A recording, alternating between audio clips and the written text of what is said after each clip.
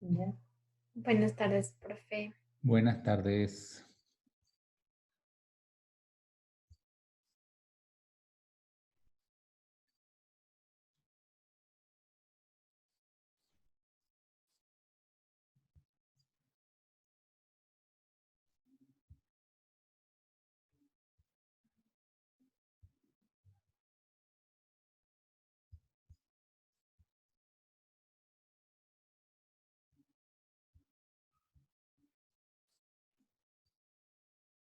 Esta tarde vamos a tener más silencio porque declararon el toque de queda a las 2 de la tarde, así que ya no hay tráfico por lo menos. Sí, eso sí. Bueno, esperemos que cumplan, ah, Exacto. Hay de un carro de vez en cuando, pero no el tráfico que había el otro día. pero sí pueden haber los perros. Ah, y los perros sí.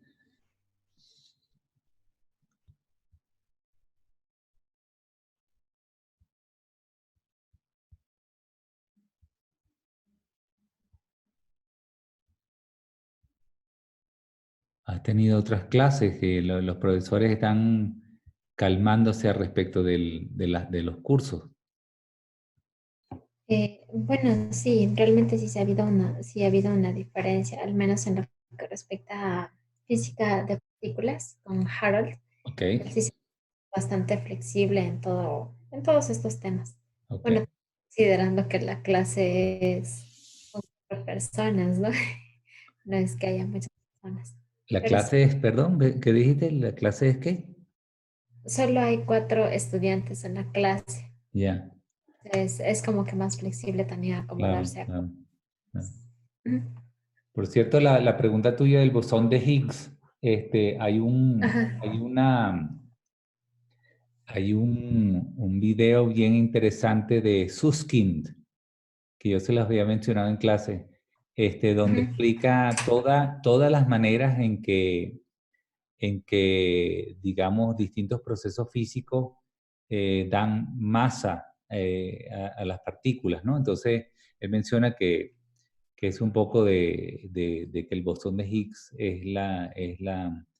es el proceso, el campo que le da masa a las partículas, digamos, desde el punto de vista más fundamental, pues, ¿no? Pero, por Ujú. ejemplo, mencionan los mecanismos que hemos mencionado en clase sobre cómo se visten los electrones, ¿no? Y cómo cambian su masa por efectos de interacción con campos de potencial y ese tipo de cosas, lo que describía un poquito yo en términos de esta especie de fricción que se produce por la interacción con electrón-electrón, electrón-fonón, etcétera, ¿no? Son otros mecanismos en que las partículas adquieren masa. Lo que pasa es que, claro, el mecanismo más fundamental es el de Higgs y entonces es el mecanismo de teoría de campos que quizás podríamos mencionar en algún momento en el curso, ¿no? Quizás un poquito más, quizás hacia el final de este tópico, Ujú. porque al final es un problema de confinamiento, ¿no? De que hay un modo confinado en el que se mueva la partícula que está creado por este campo de Higgs y entonces, por ejemplo, también eso, cómo adquiere masa un núcleo, tiene que ver con el mismo mecanismo de confinamiento de los quarks dentro del núcleo. Entonces son mecanismos que tú sabes, como que se repiten a distintas escalas, ¿no? Entonces Sí, claro. es bonito discutir eso quizás hacia el final de esta parte donde veamos la teoría de campo en materia condensada, se puede hablar de ese mecanismo de manera más general. Surge también en otros, en otros campos como los fenómenos críticos, las transiciones de fase tienen el mismo tipo de mecanismo, ¿no? Entonces quizás Pero- hablemos de eso al final de esta sección. sí, sí, creo que quedaría muy bien. Bien. Pero una pregunta. Sí. ¿Cómo, cómo se va a hacer con respecto a los laboratorios de las otras materias en caso de que todo este tema se alargue? Sí, eh, es un tema complicado, ¿no? Y quizás en la escuela de física no es el caso más extremo tampoco, porque química, casi todas las materias de química tienen laboratorios asociados y los profesores insisten que Claro. eso tiene que ser una experiencia, tú sabes, hands-on, ¿no? Entonces, Ujú. se resisten un poco a sustituir el laboratorio por cualquier número de videos o de demostraciones, tú sabes, del profesor en el laboratorio Claro. solo. Entonces, digamos, lo que hemos quedado en principio es que esperemos que regresemos y entonces al regresar quizás avancemos toda la parte teórica de las materias y al regresar entonces se hagan casi exclusivamente o a un nivel mayor de intensidad los laboratorios de cada una de las materias que les toque, ¿no? Entonces esa es la visión hasta ahora. Si eso te prolonga, va a haber que hacer otros planes de contingencia, no sé. Habría que sí implementar quizás la modalidad de simulaciones, por ejemplo, podría ser en Ujú. física, podría aplicar por lo menos en tronco común, que donde las prácticas son más sencillas, pero los laboratorios más avanzados quizás por demostraciones o alguna otra metodología, pero tendríamos que cerrar el semestre de alguna manera, ¿no? Sí, claro. O sea, yo Sí, estoy hablando en específico de la materia de tópicos en ciencias de materiales de Camilo. claro, Esa materia íbamos a desarrollarla solo básicamente en laboratorio claro, claro. y es bien complicado. O sea, no te- Ujú. Sí, cada estudiante tiene un proyecto, cada grupo de estudiantes tiene un proyecto separado, así Claro, que exacto. no sé, va a haber que entonces tratar de implementar algo con vasos y platos y cuchillos en la casa. Ya, ya, ya, listo. Bueno, Ok. Hasta gracias, ahí profe. sabemos, pues no vamos a especular más allá de eso porque este, no sabemos qué va a pasar, pues. Sí, bueno, Dicen que la vacuna está a 18 meses de distancia, así que eso chuta. no podemos esperar. Y la otra cosa sería simplemente infectarnos de manera controlada, de manera que la gente que se enferme gravemente pueda ser atendida con el sistema de salud que tenemos y, Claro. Ujú. y listo, entonces nos infectamos todos, pues, ¿no? Este, Se pues mueren todos, yo Dios. creo, vamos a ver, China va a hacer un experimento ahorita de ir relajando la cuarentena. Sí, Vamos a ver cómo evoluciona ahora el tema, ¿no? Porque evidentemente hay menos infectados, pero hay infectados. claro, pero Entonces, es que aquí como se está disparando las cifras súper rápido. sí, y los muertos, me Claro. asombra cómo hay tantos Sí, muertos en Italia. Es una cosa, y tanta gente sí, en estado crítico. Yo creo que también de repente tiene que ver con la población, ¿no? La población tiene una población relativamente envejecida en Europa en general, ¿no? Entonces, tienen un porcentaje de la población muy alto por encima de los 70, 80 años, y claro. esos son los que más problemas tienen, pues. Entonces, mientras que los chinos quizás en Wuhan eran más que todos jóvenes, la mayoría era joven, y entonces tiene otra dinámica la enfermedad. Claro, depende también de si las personas acatan las disposiciones del gobierno, como Ujú, por ejemplo claro. que algunos no respetan el quedarse en casa y todo eso. Exactamente, sí. Eso yo creo que va a Ujú. explotar en Perú y en Colombia. Vamos a ver, porque yo estaba extrañado de las cifras tan bajas de Perú y en Colombia, Sí, comparado con Ecuador, que Ecuador es la segunda en Latinoamérica. O sea, esto se disparó muy claro, rápidamente en Ecuador, ¿no? Diciendo que aquí yo sí, pienso que se hicieron las medidas bastante rigurosas desde el principio, ¿no? De cerrar las universidades temprano, mandar los empleados públicos a su casa. Entonces pienso que quizás vaya a ser un pico. Dice que, por ejemplo, Estados Unidos va a tener un pico en 15 días por lo tardío de las medidas, ¿no? sí, claro, y ellos que son una población inmensa, está Claro, súper. 300 millones Exacto. y, y ya están en tercer lugar. Yo creo que ellos van fácilmente y están, tú sabes, haciéndose la vista gorda con las medidas. Y entonces vamos a ver qué pasa ahí, ¿no? Sí, qué pena. Ya, profe. Ujú. Bueno, estamos cortos de estudiantes hoy.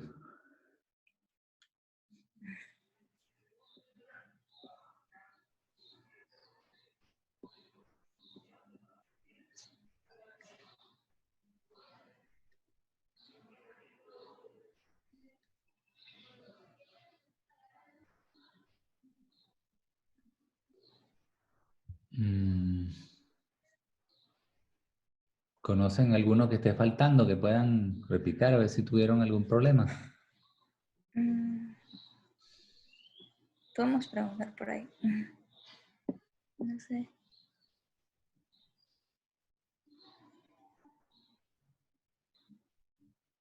Por ejemplo, no está Ariel, por ejemplo. Vamos a escribirle a Ariel, a ver.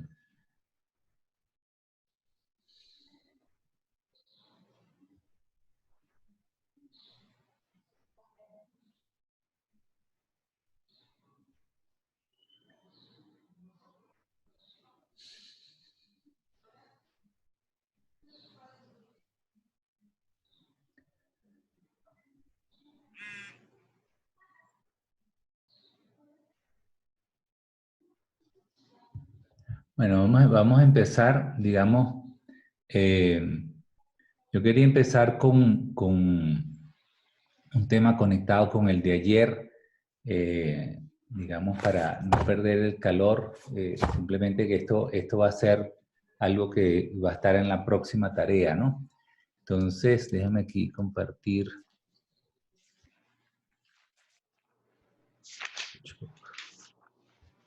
Ok, entonces yo ayer habíamos escrito con detalle las reglas de Feynman, ¿no? Y entonces nosotros habíamos hecho esta expansión de la diagrammatics.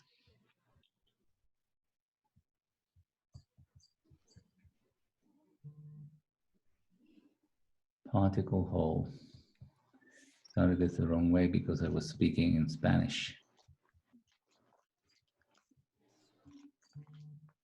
Particle hole. So you will see that in general when we see the Hartree-Fock expansion, the RPA approximation, we're necessarily going to have particle hole diagrammatics. So let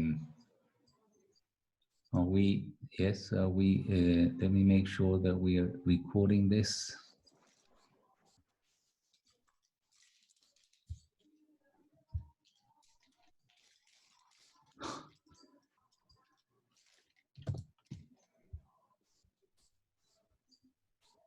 It should be automatic.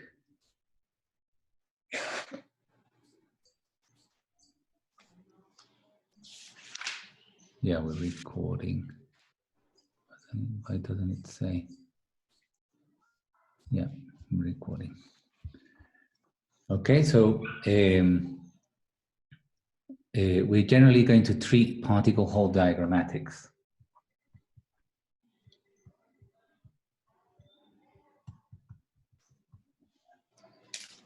Okay, so let me just translate then the expansion we did last time. Here I'm going to apply a trick I learned. So let us eliminate that. And now we're going to make a line here just to show off a bit.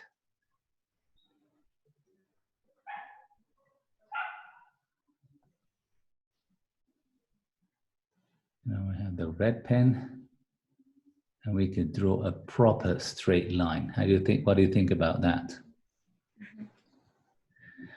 Okay, so so we had the following expansion. I'll change to black.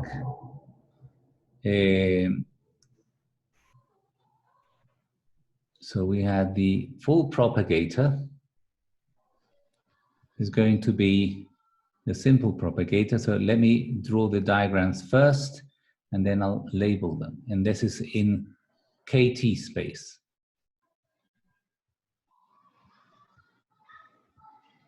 Okay, and then we had a propagator going to a blob, propagator plus propagator, blob, propagator, blob. Okay, and then we have a diagram. Let's just draw a single diagram that has this particle hole process, where we have Going back here. Okay. So let's stop there. Okay. So here we start labeling the diagram. So in KT space, we would start with K1, T1, okay, and end up in K2, T2. Okay. So again, we would have here in the simple propagator, we'll have just the K1, okay, starting from T1 to T2. And then we have, again, T1, T2. This in principle start with K1 and can end up in K2. And then we have starting T1, T2, okay? And then here, I write again, so we have K1, and you see that now we can have an intermediate momentum here, okay? And then this goes out as K2, okay? And then the same here, we start with T1, then the intermediate, I call this T, this will be T prime and T2, okay? And then we start with the K1 here, and the K2 here, but we have an intermediate momentum, okay? Which is for the whole state, okay? So you see that in this diagram plus high order diagrams, we're going to have this degree of freedom. Now here we don't have any degrees of freedom because the external variables are all fixed. We have K1 and K2 fixed, so this is the state in which I put the particle into the interacting system, okay? At time t1, this is also fixed, and we extract the particle in state K2 at time t2, so these are all fixed. So these are all fixed here, these are all fixed here, but here we don't have the Q fixed. Q has to be, so here we have again, let's put the times, so we have T and T prime. So these have, the T and T primes have to be summed over, okay? Because they can happen at any combination of T and T prime, so that T prime is always greater than T, okay? And both of them are in between T1 and T2. And then we have the Q. The Q is also, has to be summed over.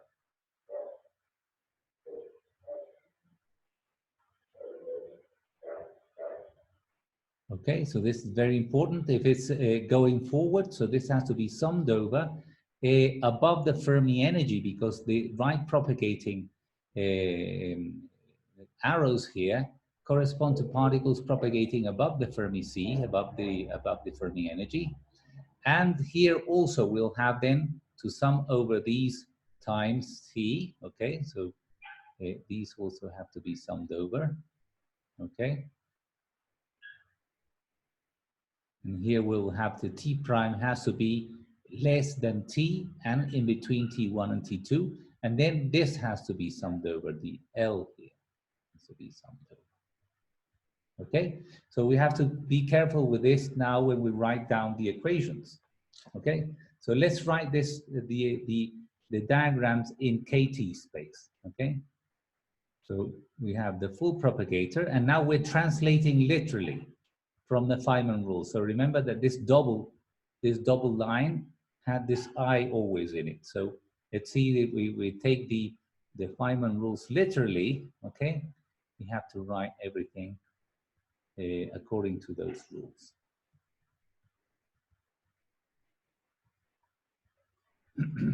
Okay, so here we will have the free propagator propagating forward, so it's a plus. And then we have the K1 T2 minus T1.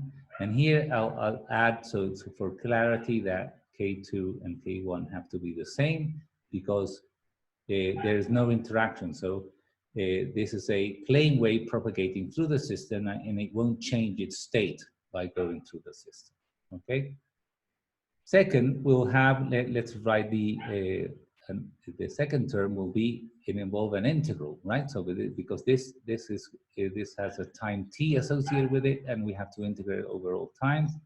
So we integrate from minus infinity to infinity, and we have dt, okay, corresponding to this t here, and then we have g0 plus, and we just read off the diagram, so we have the I here, okay, k1 t minus t1, and then we have the interaction, which I will write as the Feynman rules dictate, okay, k2, k1, okay, whatever this interaction is, it may connect these two different momenta, okay, and we have then G0, and we read the other one, which would be K2, and then T2 minus T.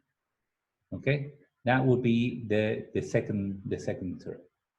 Okay, now we get, okay, we have this intermediate term. Here's where it gets interesting. So now I'll make a little space because we'll have to include something else at the end, where we have infinity to minus infinity to infinity. Now we have two integrations, okay? Let me put them separately. Two integrations here, t prime, and then we just read off the diagram. So we have first a free propagator with K1, okay, first here, and then between T and T1, then we will have an interaction. So we have minus I, V, and now this is connecting K1 with Q, okay? And then we read off the other one, which will be another propagating forward, okay? So we're just reading this blindly. So we have a single Q, and then we have T prime minus T minus T. Okay, and then we have the other interaction, which couples now Q and K2. Okay, and then finally we write G0 plus, okay, K2 and T2 minus T prime. Okay, great. So we wrote everything. We were integrating over the two intermediate times, but we're missing something, which is the sum over the values of Q. So notice that the values of Q are in generally going to be quantized, okay? So this is not going to be an integral, although it may be justified to change it for an integral under conditions we will discuss later, okay? But in principle, all these Qs have to be larger than Kf. Okay, larger than the Fermi energy, because this is a forward propagating arrow. And so this means particle above the Fermi C. So the Qs have to be above the Fermi C. Okay. Teacher, I hear the part of the potential of KQ. You are referring to interaction, or yes, what? This is interaction. So this is a single particle interaction. Okay, single particle interaction. So as we said yesterday, just in the introductory lesson to the two particle interaction, this just has two handles. So this is just the two handles and the blob. Okay. Okay. Okay. And finally, now we get an additional thing interesting in this diagram, which involves not only retarded Green's functions, which are the ones with the plus, but advanced Green functions, which are the ones that propagate back in time. Okay. So again, I'm going to leave a little space here just for this intermediate momentum, which I'm calling L. And then I just write minus infinity to infinity, then dt prime dt, okay? Again, the order of these integrals depends more on the kernel of the integral than in the particular order I write them here. Okay, so I wrote them here because time t prime is before t, okay? So that's just a matter of keeping it, here I'm missing an I. Okay, and then we just read off the diagram. So again, I G naught plus K1 T minus T1, and then we have an interaction. Notice here that we can reorder all these because these are all C numbers, okay? These are all scalars. So there's no problem with the order here, but we just read it off, you know, in an orderly fashion. So we have just the coupling between K1 and L, okay? And then we read off, we have now the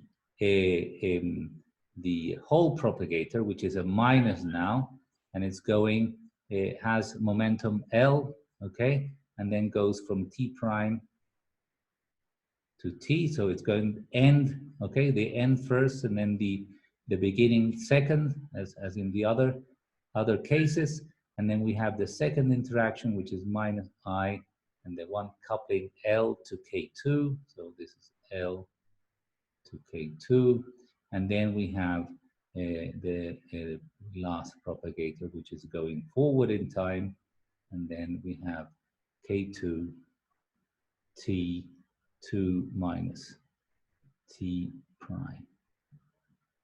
Okay, so this is the full expression, but again, we've integrated over the intermediate times that we have to integrate over this intermediate momentum. And now this momentum is going back in time, so this implies this is describing a whole. So all these momenta have to be L smaller than K. Okay? And then you have higher order diagrams here. So this would be the complete translation of what we were doing. I don't know if it was yesterday's class or the previous one to that. We have the translation using the Feynman rules of this full expansion here. Okay, so remember that we're not going to do the calculation directly here. We do the calculation directly in K omega space. Okay, so what we need to do next is to write the Green's function in terms of the Fourier transform, right? So we want to translate now the G, for example, G naught plus,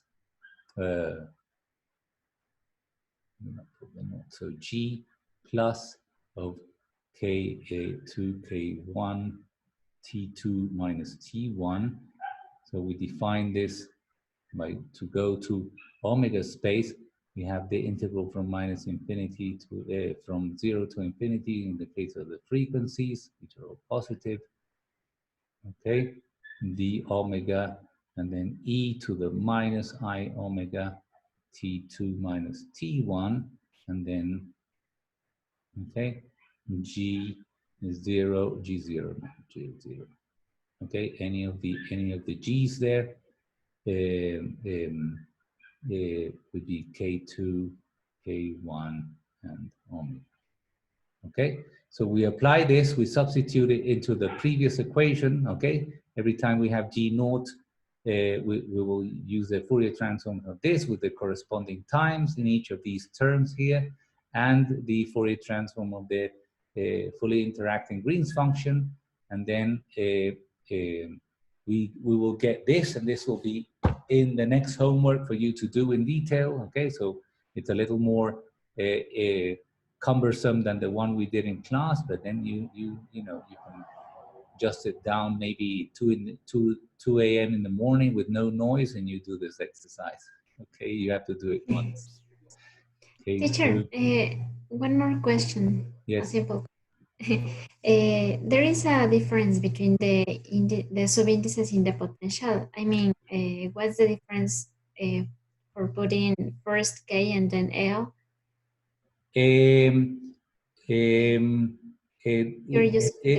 That depends on the potential, but in general, if you switch the indices, you will get the conjugate. Okay, so that will be important. So you have to choose a rule, okay, so that we always when we write the labels, we write them the first one, okay, coming into the second one, the first one coming into the second one. You see, because if we switch the indices, you get the conjugate. Mm-hmm. okay? Because remember, this is a Yeah. matrix element. This is a matrix element K1 V Q, okay? If you write them the other way Yeah, yeah. around, Yeah. it would be this The one, right? conjugate. Okay, so it's Yeah. important to keep the order, to keep to one Feynman rule. Okay, so the Feynman rule tells you, depending on if you have K1 on this side coming in, okay, and Q coming out, so you from K1 to Q, so you know this is the matrix element you calculate. Okay, if the potential is real, it doesn't matter because it's the same. The Same. Hermitian conjugate is the same, but depending on the Yeah. potential, it will be important. Okay. Okay. Thank you. Okay, so we have the expansion now in K omega space when we do the Fourier transform. Okay, then we will have I G naught plus. Then we have K1. Okay.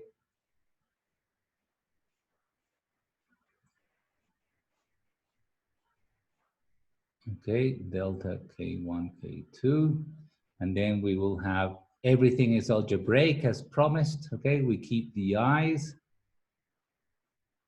Okay, and then we have K1 omega, and nicely we did away with all these time integrations. Okay, K2, K1, G naught plus, K2 omega.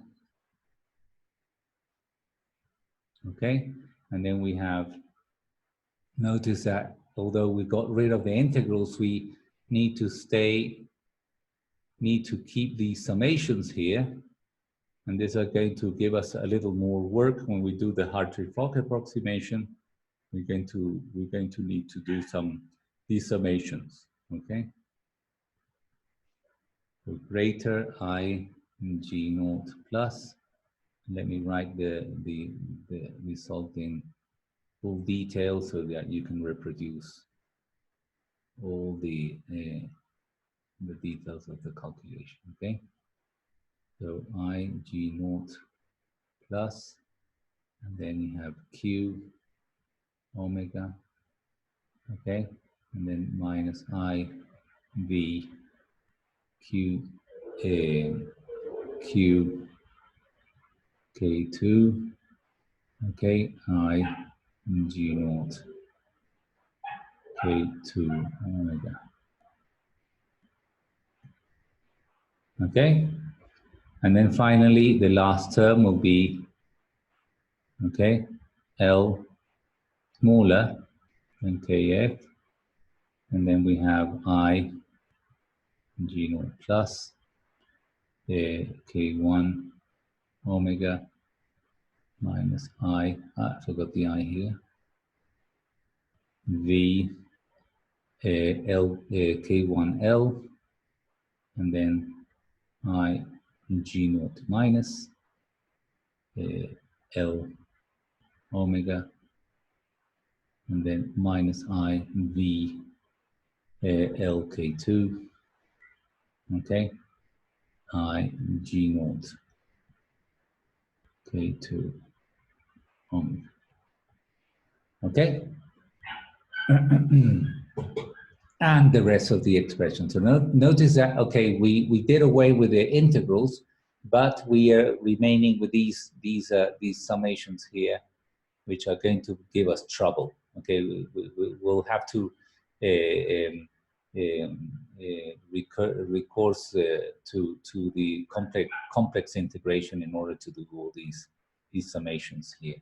Okay, so this is sort of the end of the first exercise of this exercise session, so that we translated the expansion in terms of the Feynman rules in the KT space. Okay, and then using the Fourier transform, I left as an exercise to just plug this expression into the KT expansion, the expansion in KT space, and then to arrive at this algebraic expression here.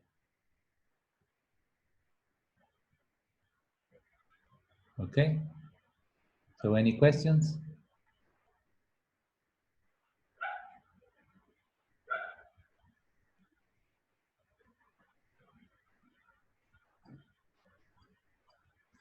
Okay.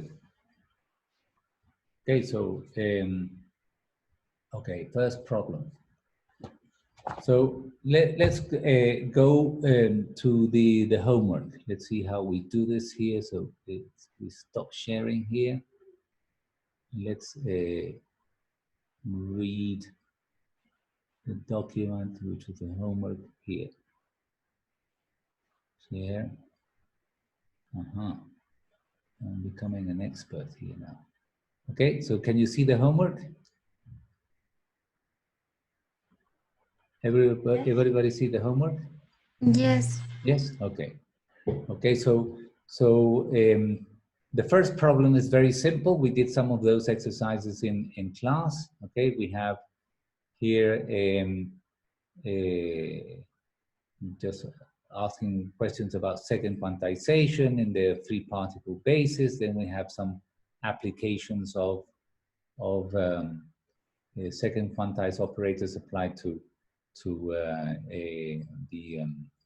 the Fermi vacuum here. In this case, we have a particular state, so you have to operate with this, with the rules of the wave function.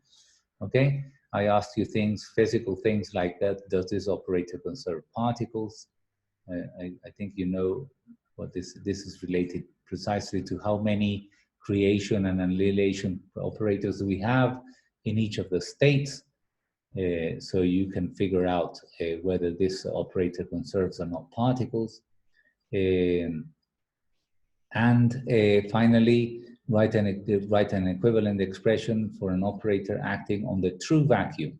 Okay, so what I mean here is that we translate now this ket in terms of creation and annihilation operators. So you have to take care of how you write the creation and annihilation operator that create this state.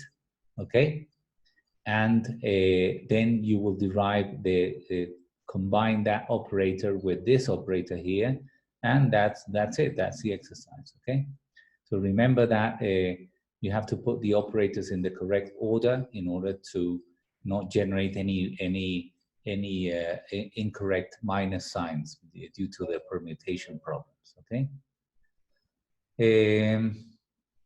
Then I have another exercise here of the writing this ket in the particle Hall notation. You know, there's a translation for us. We wrote a translation in class of how to write the generic C, the operators we denote as C's in terms of the A's and B's, operators that create and destroy particles or holes.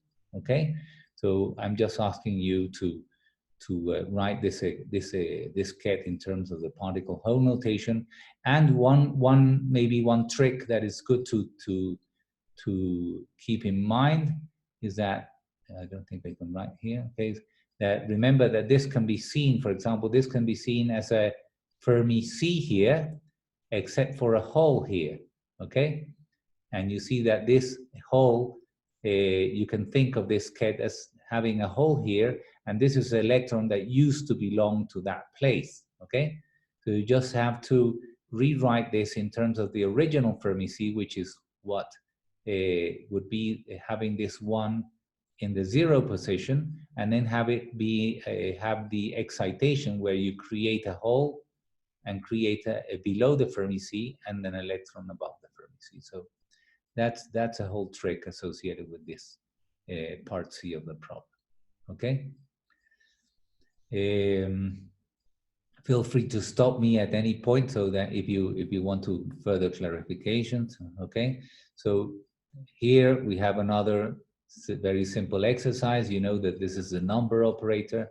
So you either operate with the wave function approach, right? So we have here a Fermi C, and you destroy in a particular state, then you create at that particular state. So this is a particle conserving operator, okay? And this ends up really just counting the occupations of each of these states, because this is summed over all the possible states here, okay? All these zeros are going all the way to infinity, okay? So depending on the spectrum of the system, okay? So this is just counting, okay, we have one state in in K1, then we have also one state in K2, well, we have one state in K3, and so on, and then we have 0 electrons in state K6, K7, and K8, okay? So you just rewrite this in terms of the energy times the same ket. Okay, any questions about those? I think that those are pretty clear. Okay, the second problem, it's something that that we left aside in class. Remember that we derived the commutation relation, or the anti-commutation relation in this case, by using the wave function rule. So this is what I want you to prove here. So using the wave function rules in the occupation formalism show that this is true, okay? So I think we even did this is exercise in class, so just review that for this second problem. Okay, so this third problem, I think it's very clarifying, okay? I would at least do the case that we have here for the first problem, okay? So let me do that in full. And then you can do the other operators. So let me go back make this. So let's read it carefully first. So then, going back to this will be problematic with Zoom. So let's read it. So prove that the components of the spin operator S in second quantization are given by this, okay? So we have to, what the exercise is going to be about is to recall what the form of a general one particle interaction is going to be, okay? That we wrote the general forms of that one particle interaction. And then we're going to use that prescription in order to derive this expression here. So let's see how that works.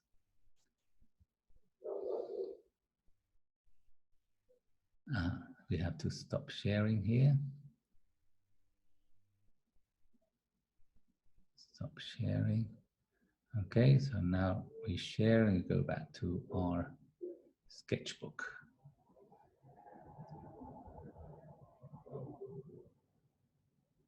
Okay, we'll open a new. Okay, so this is problem 3.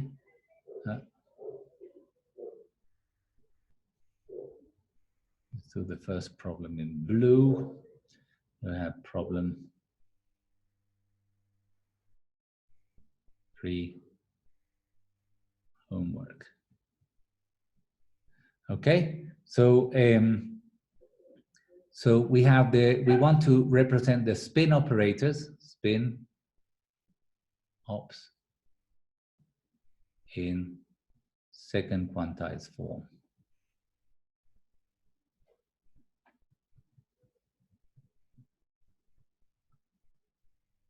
Okay, the spin operators are Sx, Sy, and Sc. Okay, so remember that when the general form of some any operator, okay, in occupation number formalism, okay, is going to be sum over some set of labels, okay, KL, for example, and then we're going to have this V, we're going to have the matrix element, and then we're going to have C, K, dagger, C, L, okay? Remember that when we sum, these are labels that are going to be associated with a certain basis, okay? So here we always, in order to do this, we need to choose a basis, okay? And we have like, I think we have 3 problems like this in the homework, so that you're always aware that we have to choose a basis first. Why we have to choose a basis? Because in order to calculate this guy, we have to do a matrix element. So this would be the first quantized, okay, first quantized version of this matrix element here. So in order to perform this calculation, we need to know what these functions are, okay? So these are the basis functions,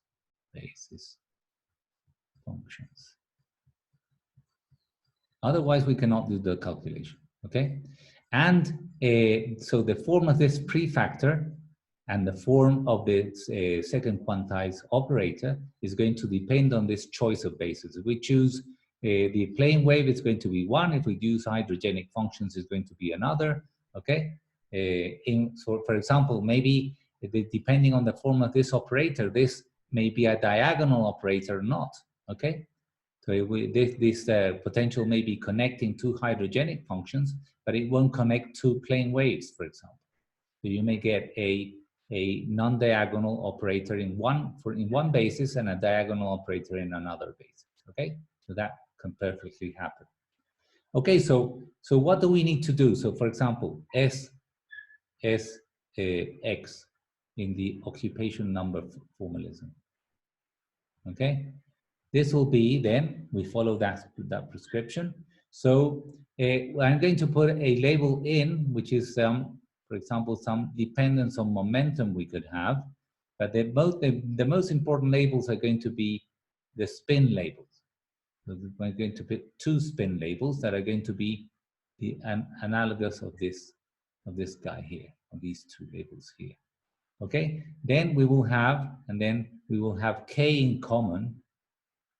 Okay, S, and then we need to sandwich the operator Sx. Remember that this is going to be the second quantized form, so this is an operator. This is the first quantized operator, okay? And then we have S prime. And then we just write then Ck of S, dagger Ck of S prime. Okay, so that's the perception. So what we need to know is this guy here. Okay, and this is in the basis of eigenstates, okay, of the SCSZ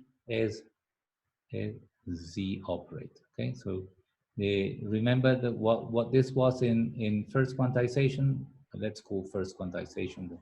Really doesn't have a first quantized form. Remember what this was? This is a Pauli matrix. Okay, so this is not really the Pauli matrix because it's an angular momentum, so we need a H/2. Okay, anyone remember what this matrix was?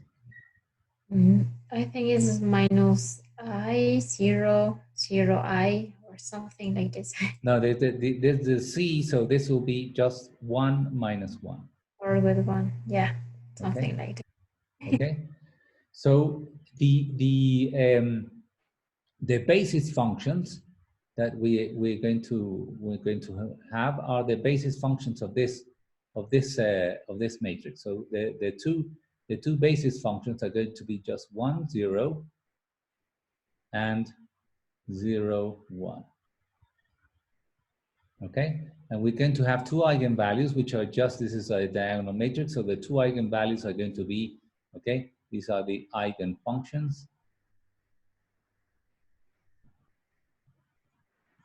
Okay, which you can prove very easily. And the eigenvalues are going to be just, if this matrix is diagonal, it's going to be, they're going to be H bar over 2 and minus H bar over 2. So this is what I call spin up, and this is what I call spin down. These are the labels I'm going to put on those.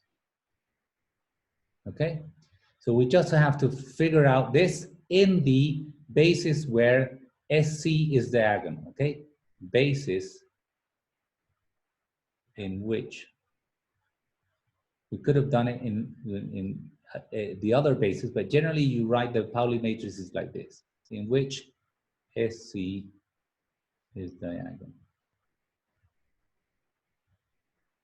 Okay, you choose another basis, then maybe this operator is not going to be diagonal in that basis, but maybe Sx will be diagonal in that basis. Okay, but generally we choose the matrices like this, and this is going to be. So let's do the SX, okay? So we just have to know, so what is the SX operator in, okay, in basis for which SC is diagonal. Okay, so what is the form of the SX?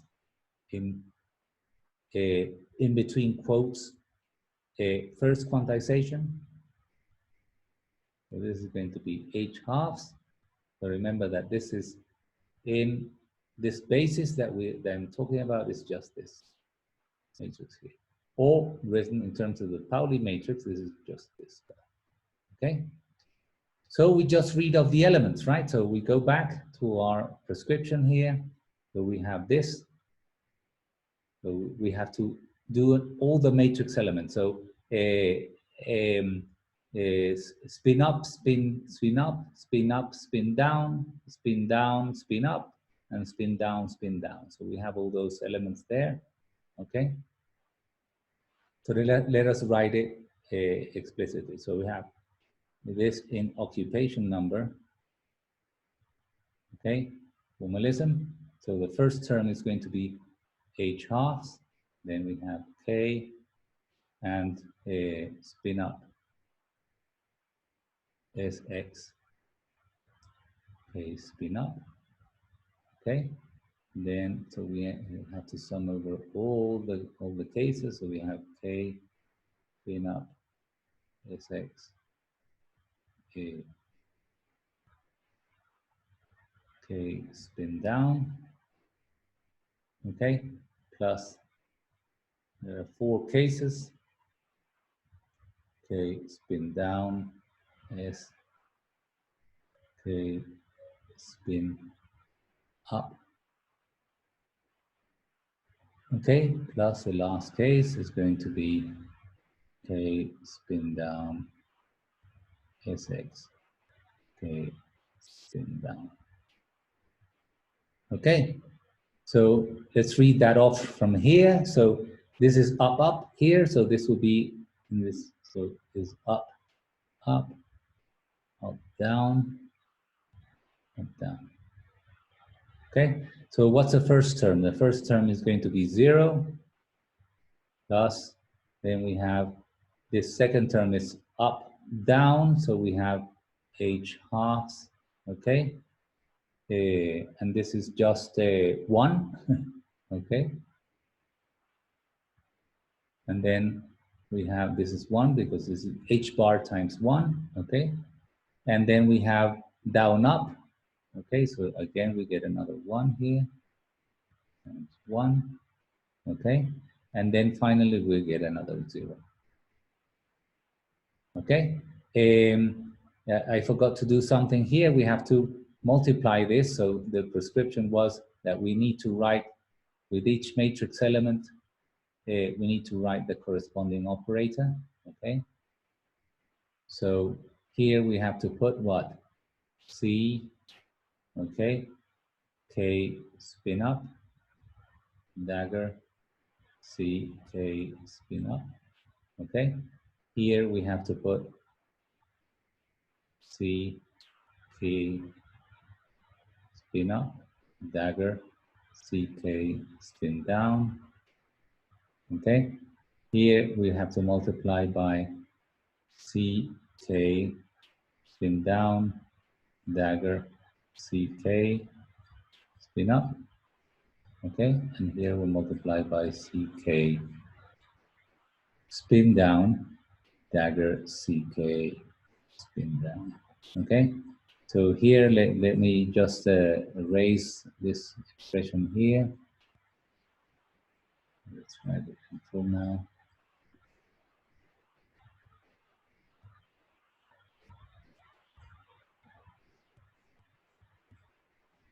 Need a larger eraser so it doesn't take so long.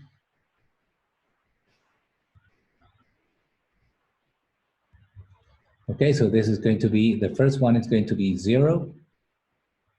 Okay, and 0 times k up, just to be explicit here, k up. Then we have 1 times h bar over 2, and c k dagger spin up, c k dagger spin down. So that's going to be non-zero. And then we have c h half, c k spin down, c k spin up. Okay, and finally we have plus 0 times ck down, ck down. Okay, so the final form is just going to be h bar over 2, common factor, and we recall that we had a sum over k here also, so we've summed over all the spin indices, so this is sum over k, and then c k spin up, spin down, plus c k down dagger spin up. Okay, so that's the end of the exercise. So this is the first expression we asked for in the homework, and you just have to do the same thing for each of the operators. So in the SSI case, okay, remember that the first quantized form is going to be h bar over 2, and then we will have 0 minus I 0, okay?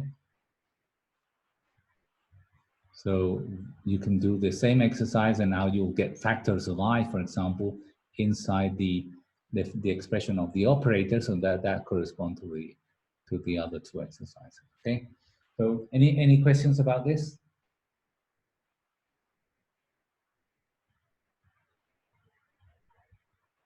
No? Absolutely clear? Okay, yeah. Very good.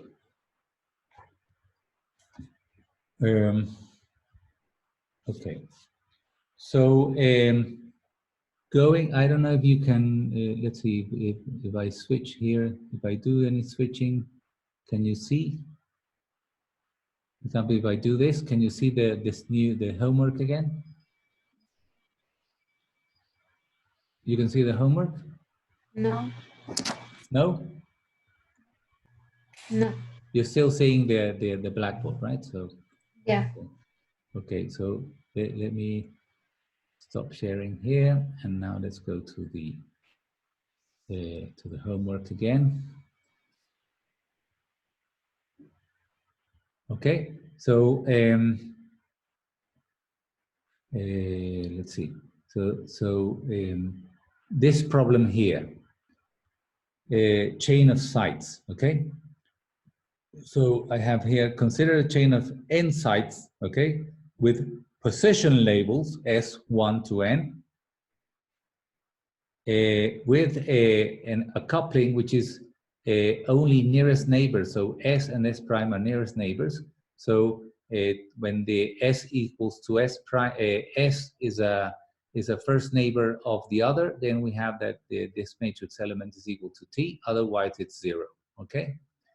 So first we have to show that the first quantized Hamiltonian is of this form, okay? So just a reason why the Hamiltonian has to be of this form. So notice here that generally we write this first operator and then the Hermitian conjugate. So this you can identify the Hermitian conjugate of this. So if we have a hopping where we destroy a particle at the site S+1, then we create a particle in particle S in position S. So you can see that this is like a hopping, okay? The particle hops from position S+1 to S, okay? And here we do the contrary. So we now destroy a particle in position S and create it in S+1. So this is one particle moving in one direction and the same particle moving in the other direction. So this is necessary in order for the Hamiltonian to be Hermitian. Okay, so that's a very important to keep in mind that always that we have a term like this, we must have the Hermitian conjugate in order to satisfy hermiticity. Okay, so this has to be a consequence of the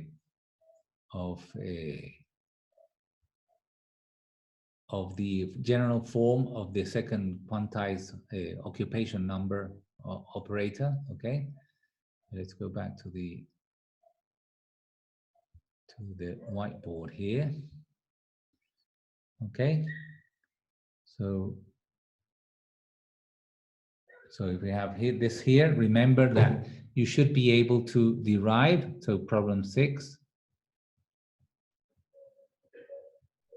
Okay, you should be able to derive this form of the Hamiltonian from the generic form of a one particle propagator that we have. Okay, so this should be now, instead of this being in this case, instead of these labels being, okay, instead, as we generally have used in class, of momentum, they are position labels. Okay, so this will be SS prime, so we should call them like this. Okay, S and S prime. Now these are not spins but positions as in the previous one, so we have a matrix element between S and S prime, and then S dagger S prime.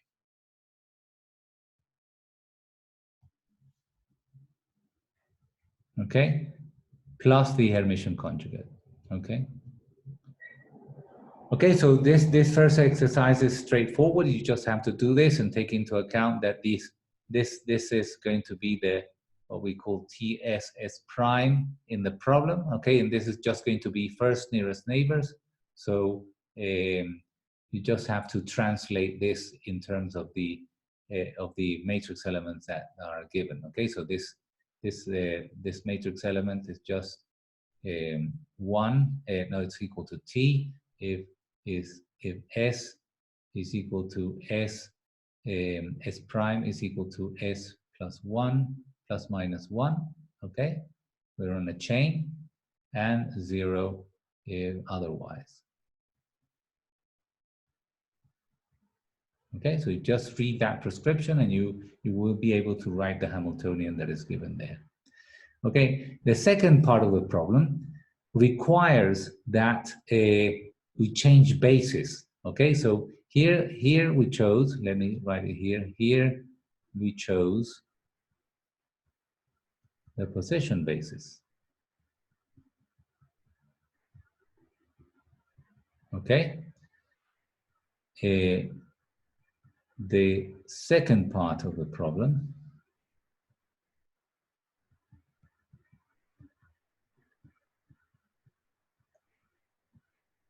requires a change of basis. That is, I want to write now a second quantized operator in position space. We want to write it in reciprocal space. So how do we do that without, going back to going back to the beginning, changing the basis and doing the second quantization again? Okay, so let's see how we change basis. A change of basis. Okay, so what we do there is the following. I'm getting bored of the blue, so let's write this now black. Okay. So if you now in our basis set, for example, if you're in basis set K, you can introduce a completeness relation in position space. So we could do this. Okay, and we have now a complete set. So remember how we do this in quantum mechanics. We put a complete set here, and this sum over these states is just the unity operator. This means a complete set. Okay, so this is a complete set in position space. Okay, so remember that this is position here. position labels. Okay, the same with this. These are position labels. Okay, but then this is a, see, if I just multiply the identity by k, so we have this. Okay, and then how do I create this? So you see that this is just an overlap matrix, so this is a number here. Okay, but this is a ket. Okay, so we must create now a particle in position S, and here we create a particle in state K. So another way to read this is saying that creating a particle, okay, from the vacuum, so this would correspond to this state here, is equal to sum over S, okay? And then let's swap the order here. So we have S, K, and then create a particle in position from the vacuum. Do you see that the vacuum is the vacuum here? Okay? The vacuum is a vacuum. So we can just now rewrite this as an operator equation. Okay? So now we say that we create a particle with label K will be a sum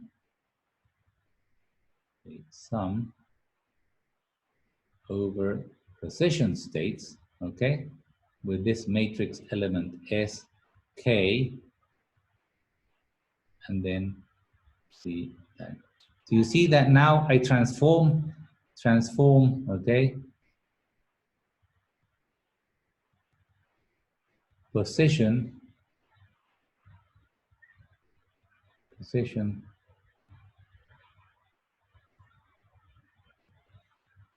states into momentum states, or momentum operator. And that's a way to transform from one to the other, okay? So this is the basis of positions, the basis of functions. So we just need to do this matrix element here. So do you know what this matrix element is going to be? This matrix element is just going to be the plane wave in position space, okay? So this is going to be I k dot s upon the number of sites in your system, okay? This is going to be just the plane wave. Okay, and for any other transformation, you just need to know this overlap matrix to connect one basis to another. Okay, so in order to do the problem, you need the transformation the other way around. Okay, so we start with position space. Okay, and we do the same. So we have a summation over k states. Okay, we put in a complete set of k states. Okay, and we put it in front. Okay, so again, this is 1. Okay, and this is the position space. So we have now k dot s, so this will be now e to the minus IKS, is the conjugate over square root of n. Okay, and then we have the state k here. So this would imply, with the same trick I did here, is that the creation operator, okay, in position space is going to be a sum over all k states, okay, e to the minus ik s over square root of n, and then we have c. Okay, so in the previous formulation we have everything written in terms of position space, okay. So now we go to reciprocal space. So we substitute everywhere we have this, we substitute by this guy, okay? And we have the conjugate of this, gives me the other expression, okay? So so this will be, so we have CS the conjugate. We'll have, then we have IKS here. We have the conjugate that also. And we get CK, okay? So this is how we transform the annihilation operator, substitute it into the expression that we had in the homework, and we obtain the full expression we want, okay? So that's essentially what you have to do there. You have to again sum over all the nearest neighbors, like you have in the expression in the homework. Substitute everything in terms of the sum over momenta, and you should obtain the correct answer that is required. Okay, any questions about this?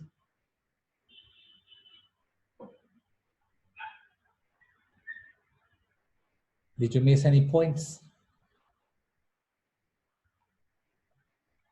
Okay, you'll have this online anyway, so you can revise it. I'll post it as soon as we finish class. Okay, so that's the other problem. Okay, so just a comment on the other problems. Let's just see them a little bit here.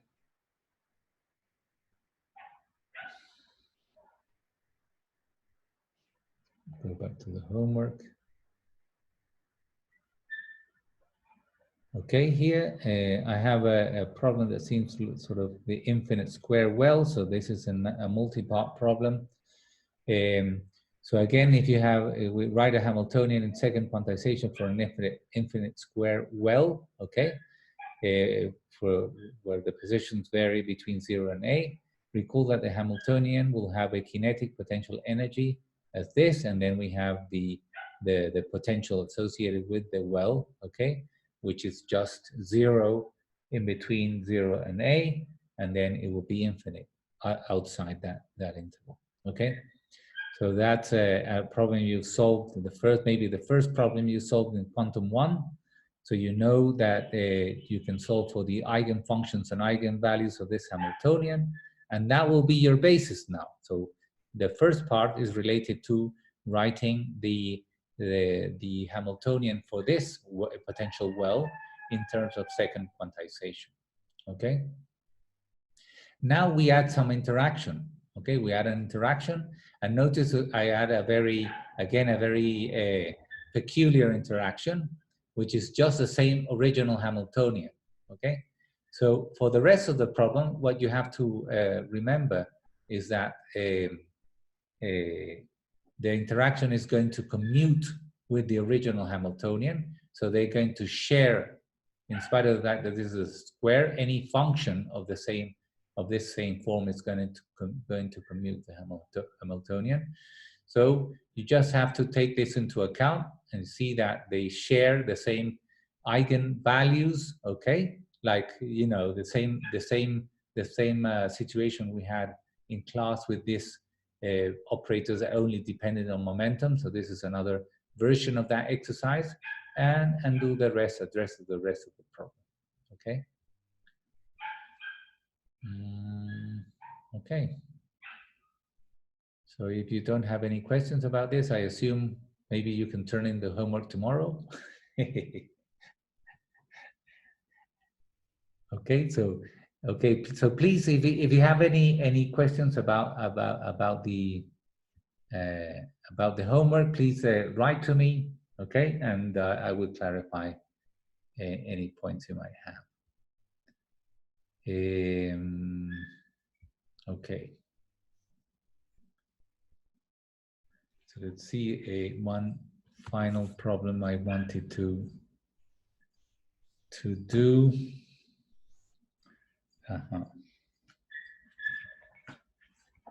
So one final problem I wanted to do is to address an integral that is going to show up soon in class, okay?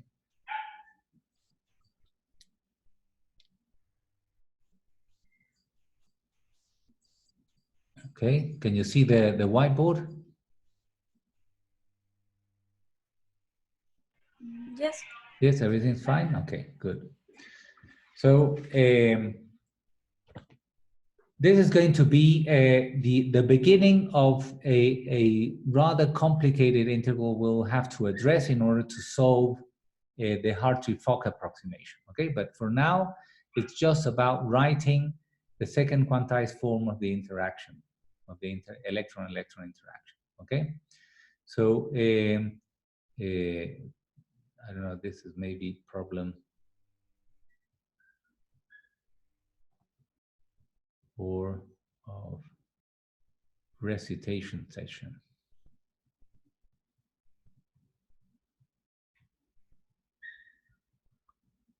Okay, so we want to calculate the following matrix element. And remember that for the two-body interaction, we have now 4 labels instead of just 2 labels for the one-body interaction. Okay, so we will see that this integral is going to come up when we have interactions between 2 particles. Okay, we have dr prime, okay, in 3 dimensions, and then we have some basis set that we're going to choose as a free particle basis set. We have KL, R prime is also conjugated. And then we're going to make an explicit form for our interaction.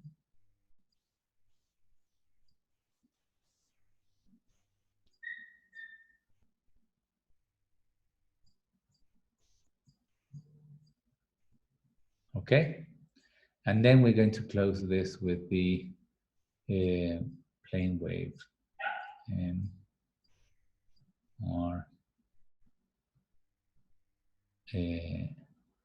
N R prime. Okay, so this is an integral. This is going to be plane wave. Okay, and that's what we have to calculate. Now, I ask you this question: is this the Coulomb interaction here or not?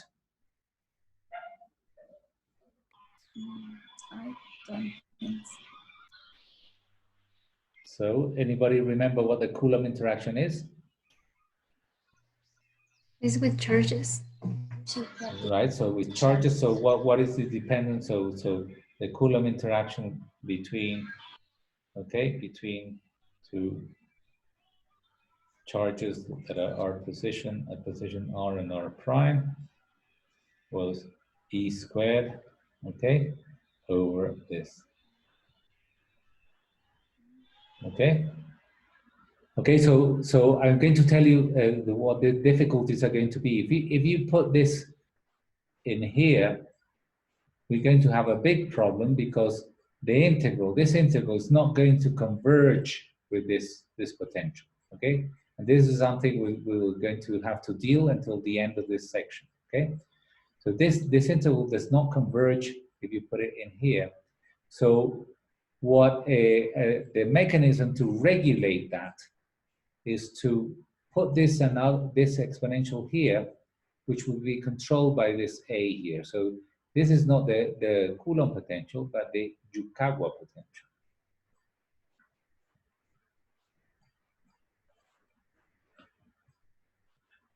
Okay, so this decays algebraically, okay, like gravity,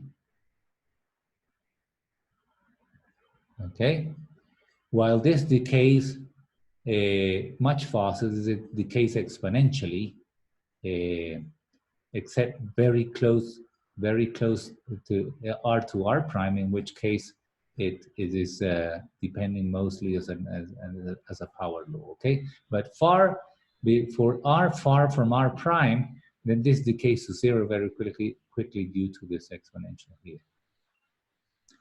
Okay, so in what limit is this? Do these two potential are these two potentials equal? Remember that I have here this is let me write it more clearly here.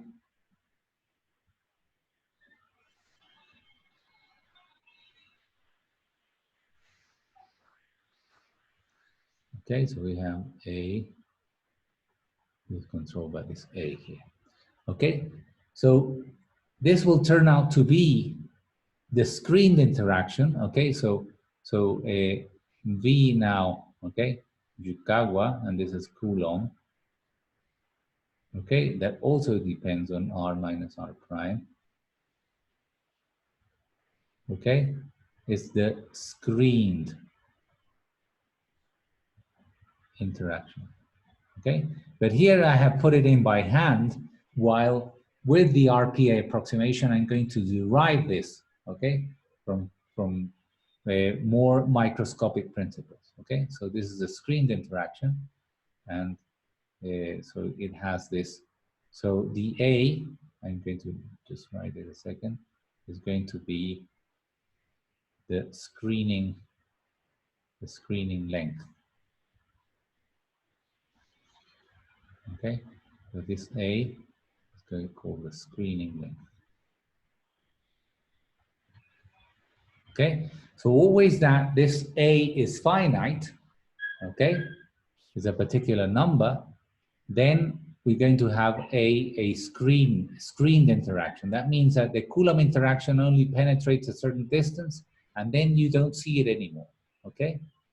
This is actually what happens to all atoms, right? So you get the nucleus is positively charged, and then you have all these, let me draw it here. So you have screening means this. So you have a nucleus, which is positive, but then you have all these electrons going around, okay? And you have, so you have negative charge here, okay? And the atoms, if the atom is neutral, you know that this Coulomb interaction would be very strong close to the nucleus, but as you go out, okay, the electrons around the nucleus will screen the interaction. So when I go completely out of this atom, I will see zero charge, right? So no electric field. Okay, if everything is spherically symmetric, we have no electric field. Okay, so this cloud of charges screens the charge of the nucleus, okay, with the opposite charge here. Okay, so this screening is the length. Okay, so typically you have to go out and include all the electrons. Okay, so this is going to be some screening length A. Okay, so within this A, you screen all the charge of the nucleus. Okay? So beyond the screening A, essentially you converge to the no electric field situation. Okay? So in what limit the two expressions are the same? When A goes to infinity. Okay? That means I have to go all the way to infinity in order to screen the field. Okay? In order for the field to be zero. Okay? So this is the Coulomb limit.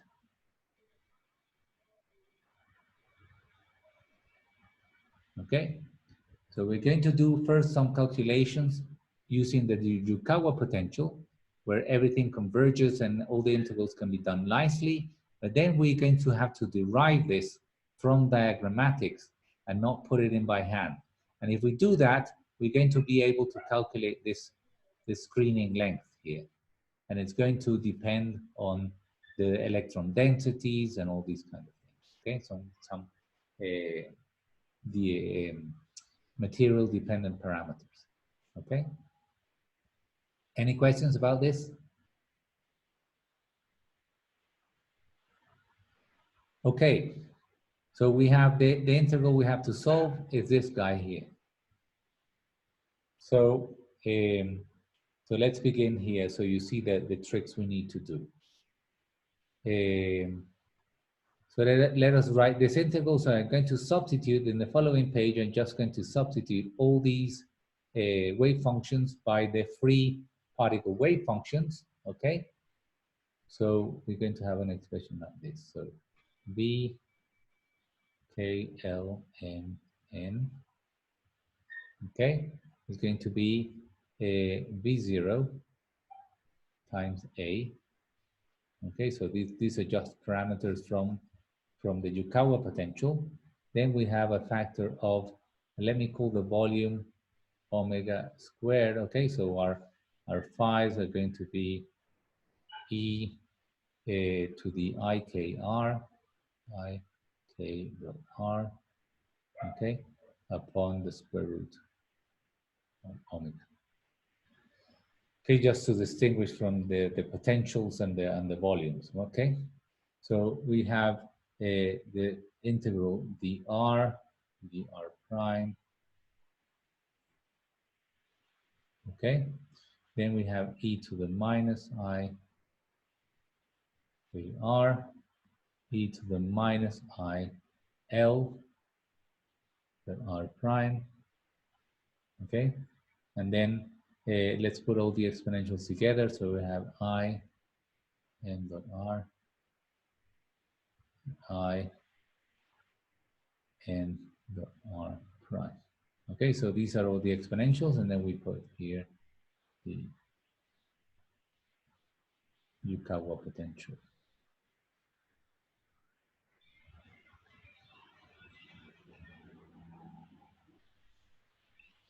Okay, and I'm going to move this A. Well, let's leave it like that for now. Okay. Now I'm going to put all this together. Okay, so all these. Let me separate this here.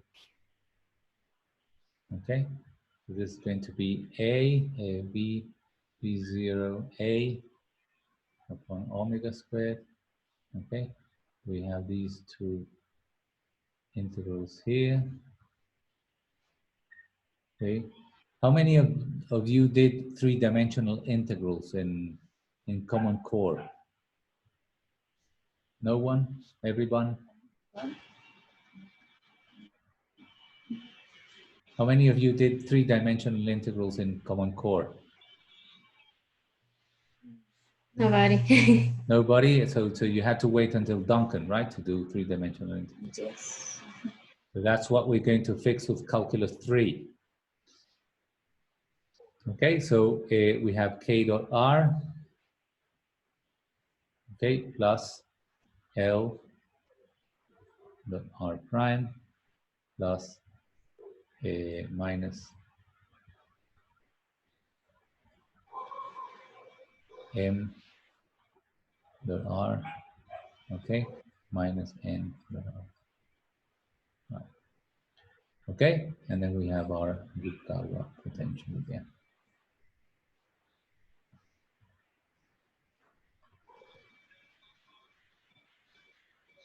Okay, so now we're going to make a change of variables here. So we're going to mention the Jacobian again. So we're going to name r minus r prime is going to be r floor, okay? This is going to be called like this. It's an r with a floor. And then we're going to have r plus r prime over 2. And there I put this factor of 2 just so that we have a unit Jacobian. And we're going to go this big R, okay? So from this, we can solve for r and r prime, just summing and subtracting these equations and multiplying by 2. So we get r, okay, is equal to r floor over 2 plus big R, okay? And we have r prime is going to be big R minus r floor vector over 2, okay? So now you can calculate the Jacobian for this. So the Jacobian for this, I'm just going to write what the derivatives are going to be. So we have dr floor, okay, dr again, dr, the big R, okay, and then we have dr prime upon r, and then dr prime upon r. Okay, so you should be able to calculate this. Should give you 1. Okay, so this is why I chose this factor of 2 here. So this gets you 1. So now I can express dr prime in terms of 1, which is the Jacobian, which is this, this determinant here, in terms of dr cubed and dr. Very nice. Okay, so what do we do? Why do we do this change of variables? Because we know that this exponential here is depending only on r minus r prime, so it will depend only on our floor that we have here. So we're going to be able to separate, disentangle these two integrals. Okay, and currently, I mean, the integral has dependences of both r and r prime all over the place. Okay. So we're going to do that. So if we write everything now in terms of the previous change of variables, we're going to end up with V0. We're going to have the omega volume squared, okay? And we're going to have dr floor, dr cubed, okay? And then we're going to put together all the labels that have the same index. We have k minus m, okay, dot r floor over 2 plus r, okay, and then we're going to have l minus n dot r minus r floor over 2, okay, times e, okay, so this is multiply e to the minus r floor upon a, okay, and notice I missed, I took the a from here and now I'm going to put it in the denominator so we can write everything in terms of this ratio here. Okay, everything's fine? Any questions? Okay, so now I'm going to pick up all the terms in R floor and all the terms in R, okay?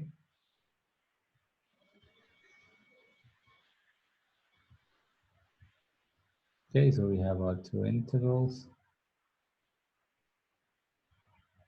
okay? And so all the terms that are picked up by R prime, I'm going to write like this. R floor, I mean, over 2, they're going to be k minus n plus n minus l, okay? These are all vector quantities.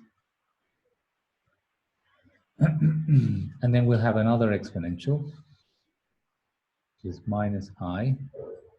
And then another, we got here, place this here. It's minus, and then we have R dot k plus n minus m plus l.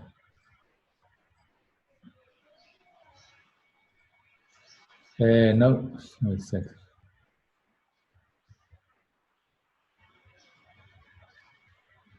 Let me write that R correctly. R dot k minus m plus L minus n. Okay, and then again multiplied by this exponential here.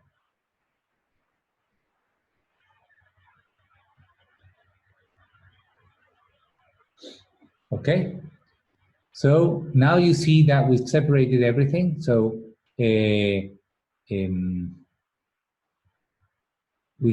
have the same, the R floor is here and here. Okay, this is a modular, so I don't put the vector on top. Okay, so these two terms go together, and this big R term is now alone. Okay, so we can integrate now over R. Okay, and we will be left with a delta function. So we have dr3 let me just put here first our floor integral over 2 dot k plus n minus k plus n minus m plus l. Okay, so this is this expression here. Then we have the exponential, the Yukawa potential. Okay, and then what we'll have, we'll integrate over all the volume of big R, and then we have the exponential, and this will be just a omega, a factor of volume, because this has dimensions of volume, and then we have delta k plus L, comma, m plus n.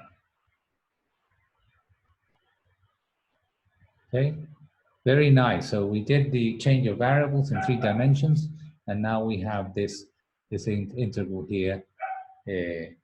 So we can put this in various ways. So we could put k minus m, comma, L minus n, okay, but this is the same, right? So we could put either k plus L is equal to m plus n, okay, or any combination that is derived from this one. So this could be k minus m, passing this one on that side, okay, is equal to n minus L, which is what we have here.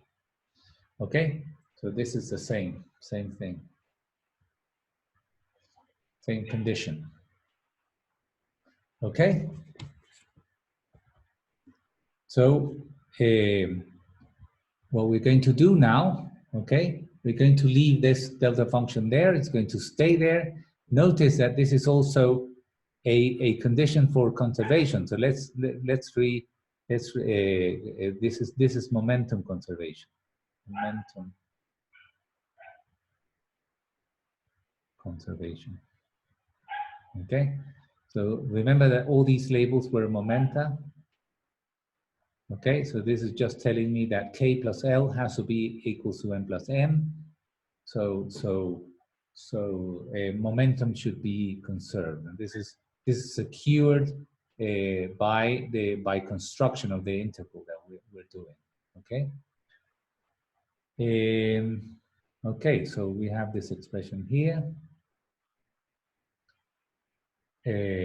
So now let's address the remaining integral. Okay.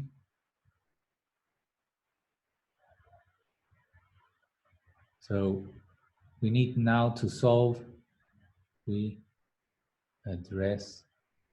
Remember, we have that delta function there, but I'm not going to carry it around. The remaining integral.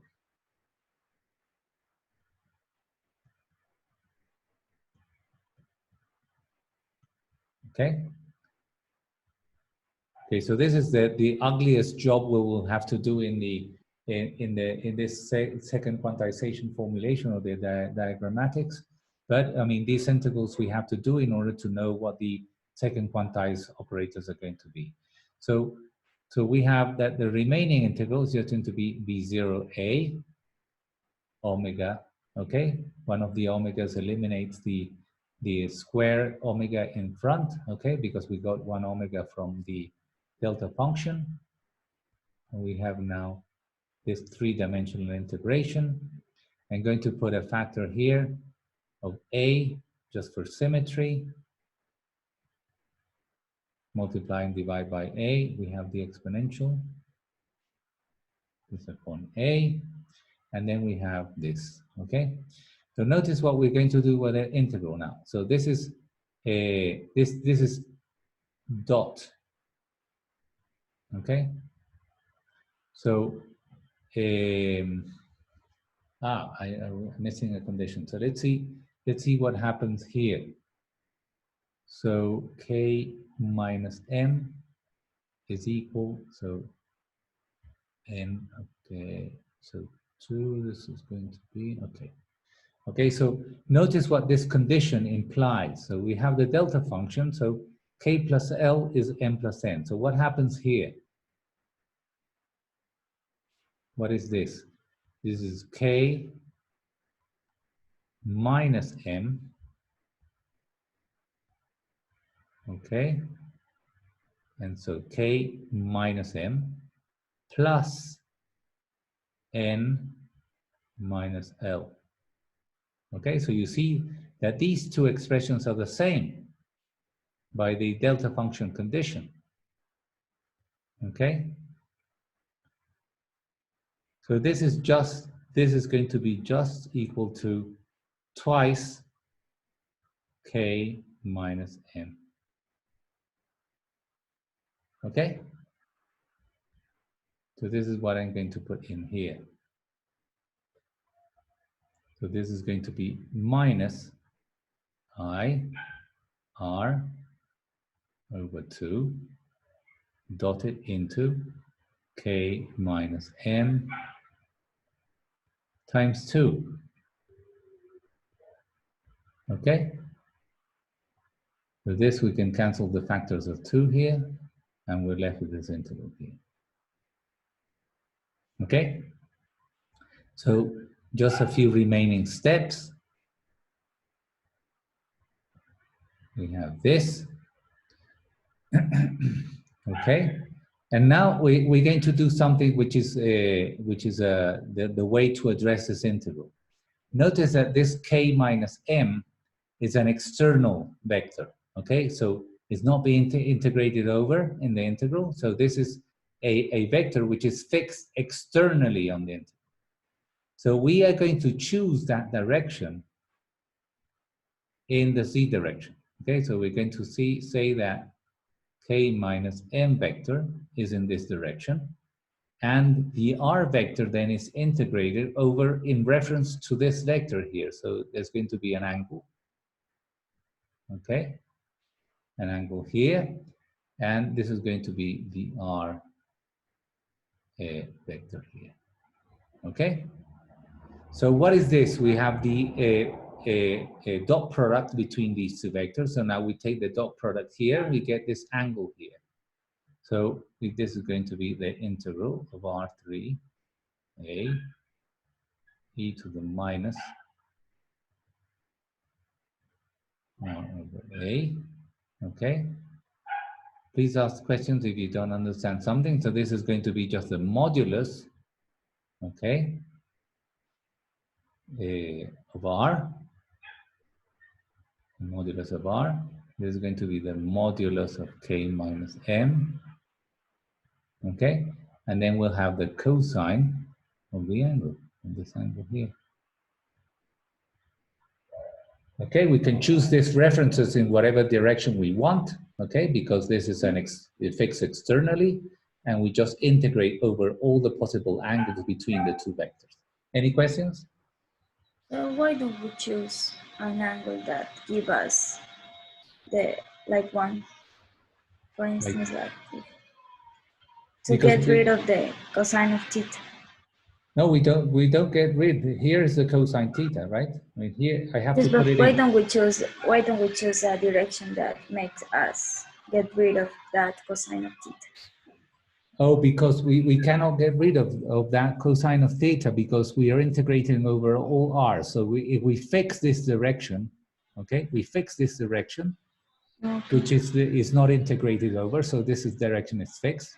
I just chose it in the z direction, right? So that in polar coordinates, we would have that all the values of r in relation to that, we have to always choose a particular angle there and then integrate over the cosine because this is variable in the integral, right? So we can fix the K minus M vector, but we cannot fix the R. That's right. So this is fixed and this is variable. So there always is going to be this theta we have to integrate that. Okay? So, but that's no problem because now the thing is that this differential, okay, will involve a cosine, which will let me integrate this easily. Okay, so we have, this is going to be R log sine theta d phi, okay, R d theta dr. Okay, it is now being taught by Mario, but I guess you saw it with, who taught you classical mechanics? With Mario. Mario? Okay, so Mario taught you this, right? So here we have the differential in 3 dimensions, okay? So now we can write this like this. V0a over omega, okay? So nothing here depends on phi, so we can do this phi integration directly, and it gives us 2 pi, okay? And then we'll have the expression will be r floor squared sine theta, okay? D theta, then we have dr floor, and so we said that let me put the dA here that we, okay? So now we have the exponential r over a, and then r floor over a, okay? And then we have e to the minus I r a modulus k minus m, okay? Times cosine theta. Okay? So notice that this expression here is just d cosine, okay? But there will be a minus sign, okay?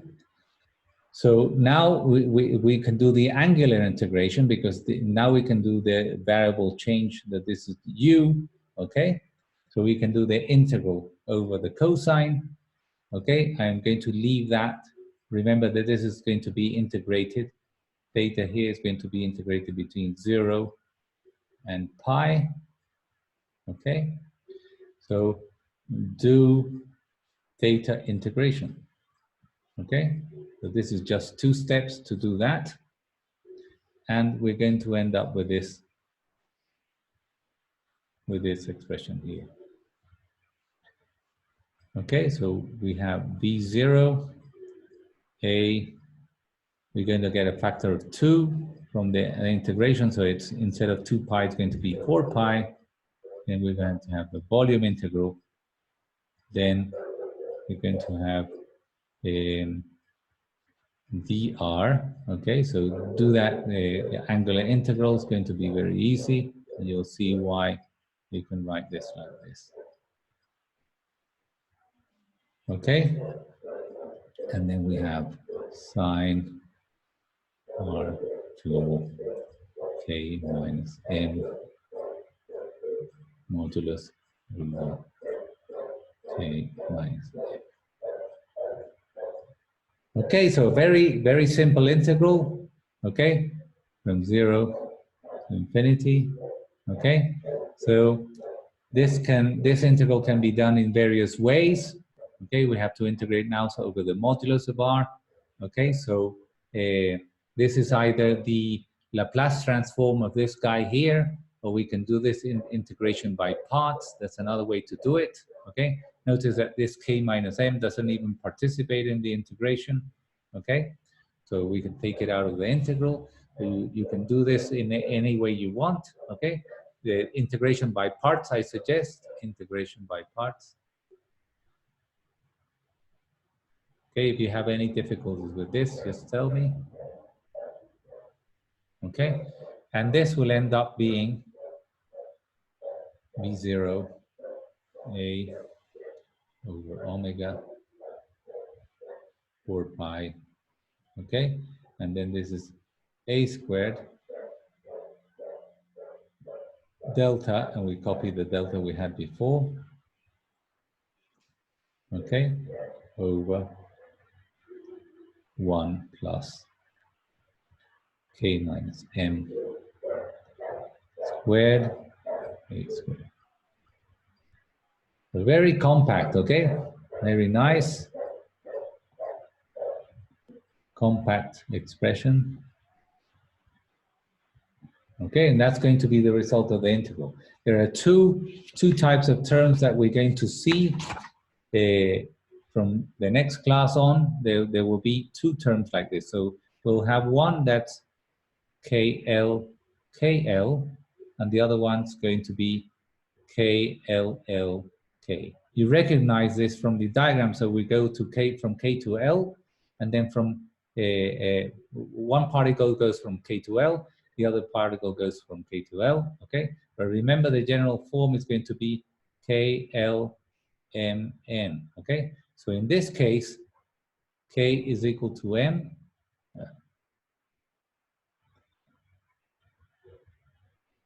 okay? And L is equal to N in this case. And in this case, let me put it like this again, KLMN. So now K is different, okay? So K is going to be, so K is equal to N and L is equal to N, okay? So if we take the first case, this case here, K is equal to M, so this is 0, and we get just V0, A cubed over omega 4 pi, okay? Delta K plus L, N plus N, okay? So K is equal to M. So this is one way. Let's see, K plus L, K plus L. So K plus L is equal to M plus N. So this is just one. Okay. And in this case, it's going to be a little more complicated. Okay. And it's just going to be 1 over omega V0 A cubed over 1 plus K minus L squared A squared. Okay, so this is going to be a very important times 1. Okay, so these two are going to be very important from the next class on, okay, when we do the Hartree-Fock approximation. Okay, any questions about this?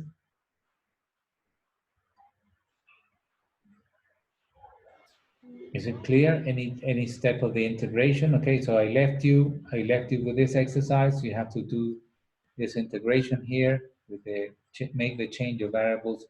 Cosine theta is equal to u, and then d cosine, okay, minus, this is minus du here, so you can do the u integration completely, okay, and we're only left with the integral over r floor, okay, and so we'll be left with this situation here. We'll see how from this integral the sign comes out from this expression here, okay, and then we do this integration by parts, and or look it up in a table, or do it with Mathematica. There's lots of ways you can do it, okay, and we obtain in general this result. So this is just the two limit situations, okay. We're going to have both situations in the diagrammatics, so it's useful to be able to do this integral beforehand. Okay, any questions? Let's see who's left in the session. Lo mismo que estaba. Yeah, everybody's here. Nobody left, nobody fell asleep. Hopefully not, okay? Okay, so we finish the class here, and so I'll post this as soon as it's recorded, okay? So you can review it, and so if you have no questions about the homework, I assume that, I mean, it's going fine. So in principle, we can expect it by the due date, okay? Unless you tell me, okay, you're having difficulties with a certain exercise, and we can clarify that out, okay? Yes, okay. Teacher. Okay, very good. Okay, so see you next Monday then. Okay, Bye. take care. Don't go out if you don't need to. Okay. Okay. Take Thank care you. too. Okay, thank you Thank very you. much. Bye-bye. Bye, teacher.